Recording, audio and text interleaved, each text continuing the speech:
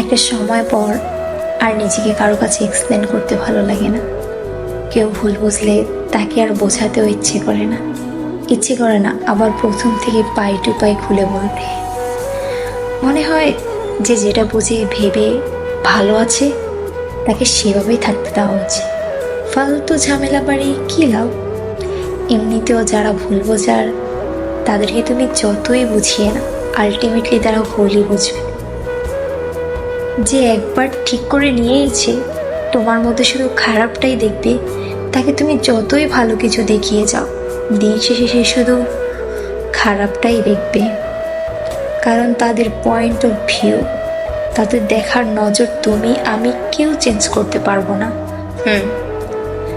তবে একটা সময় চেষ্টা করেছি, তুমিও করেছো, আমিও করেছি।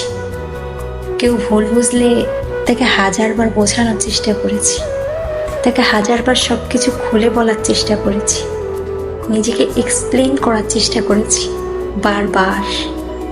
কিন্তু এসব কিছু করে ব্যর্থ হতে হতে না একটা সময় আমরা বুঝে গেছি আলটিমেটলি লাভ হয় না। ক্ষণিকের জন্য হয়তো মানুষ বোঝার ভান করে, কিন্তু কিছুক্ষণ পর আবার সে তো সেই। এই জন্য না এখন আর চেষ্টা করি যে যা বোঝার বুঝুক, যে যা ভাবার ভাবুক, যে যা বলার বলুক। আমি আর সেই সব দেখতে যাই না। তোমার যদি দুয়ে দুয়ে 5 মনে হয় 5 করো, তুমি 5ই করো।